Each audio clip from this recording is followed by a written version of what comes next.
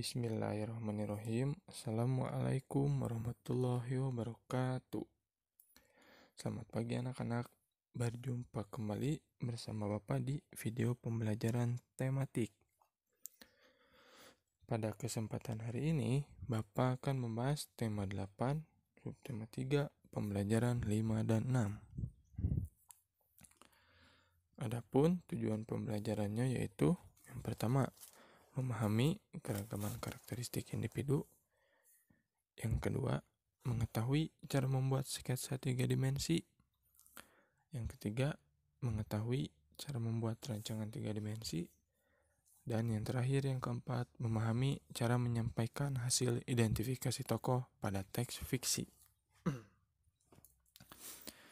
Langsung saja kita masuk ke materi yang pertama, yaitu keragaman karakteristik individu. Keragaman masyarakat Indonesia sangat banyak. Salah satu contohnya yaitu nampak dalam pakaian daerah. Pakaian daerah biasanya digunakan pada acara tertentu seperti upacara adat atau pameran budaya. Nah, kegiatan ini sangat bermanfaat karena kita dapat mengenalkan kekayaan budaya. Nah, jadi dari setiap daerah menggunakan pakaian daerahnya masing-masing untuk dipamerankan di pameran budaya. Jadi bisa terlihat banyak sekali kekayaan budaya yang ada di Indonesia. Contohnya yaitu pakaian adat.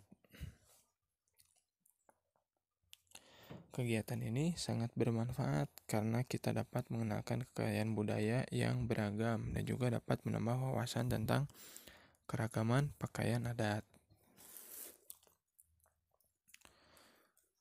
Langsung masuk saja ke materi yang kedua, yaitu sketsa karya 3 dimensi. Benda 3 dimensi adalah benda-benda yang mempunyai ruang seperti kendi, ember, lemari, gelas, dan botol. Menggambar pada benda 3 dimensi adalah menggambar dengan benda-benda asli 3 dimensi pada sebuah kertas gambar ya.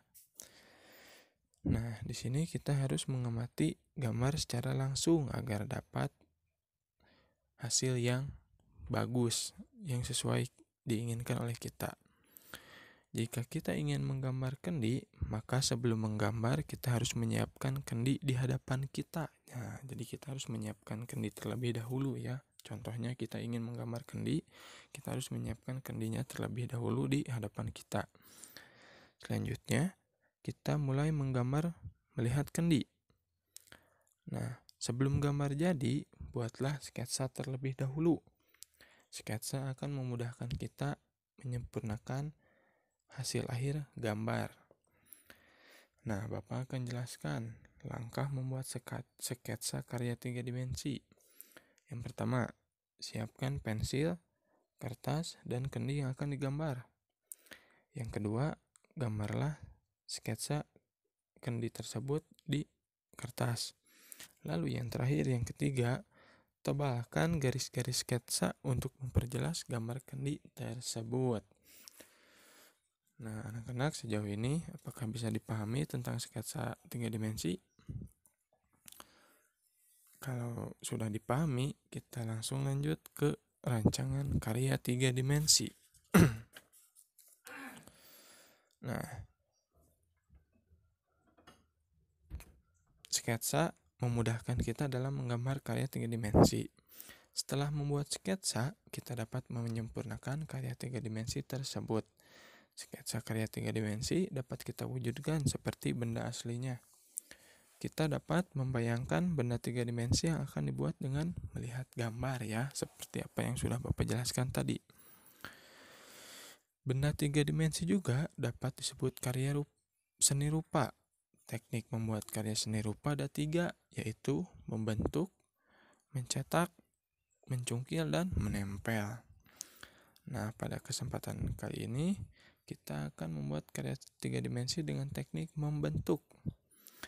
Teknik ini dilakukan dengan cara menekankan bahan lunak seperti tanah liat atau plastisin. Nah, seperti yang sudah kita buat waktu minggu itu ya. 2 minggu ke belakang kita membuat kerajinan dari tanah liat atau plastisin. Untuk membuatnya, kita cukup menggunakan tangan kita membentuk benda lunak sesuai dengan keinginan kita ya. Tanah liat dibentuk oleh kita menggunakan tangan kita sesuai dengan keinginan kita sendiri. Kita juga dapat menggunakan alat seperti sudip. Nah,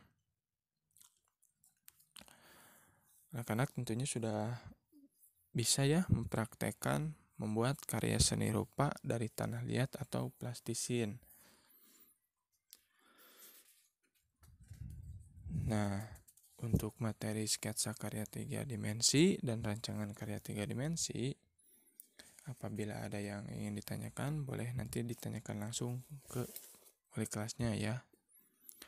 Selanjutnya, materi terakhir yaitu identifikasi tokoh pada teks fiksi ya. Identifikasi tokoh yaitu memahami karakter tokoh yang diceritakan secara langsung dan bisa diungkapkan melalui penggambaran fisik, lingkungan, ataupun pola pikir ya. Nah, di sini Bapak mau menjelaskan lagi tentang tokoh. Tokoh itu ada 2, tokoh protagonis dan antagonis, serta tokoh tambahan. Setiap tokoh memiliki watak yang berbeda. Nah, para tokoh teks fiksi berupa fabel juga memiliki peran dan watak. Misalnya, Bapak contohkan si Kancil dan Buaya. Kancil berperan sebagai tokoh protagonis yang berwatak cerdik ya, pintar si Kancil. Sedangkan si Buaya berperan sebagai tokoh protagonis yang berwatak jahat ya kalau Buaya.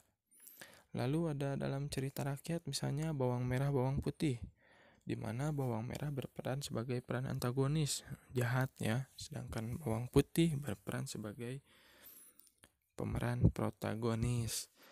Nah, anak-anak, untuk materi hari ini dicukupkan sekian. Mohon maaf apabila ada kekurangan, dan apabila ada yang ingin ditanyakan, boleh ditanyakan langsung ke wali kelasnya masing-masing. Bapak pamit. Wabillahi taufiq wal hidayah. Wassalamualaikum warahmatullahi wabarakatuh.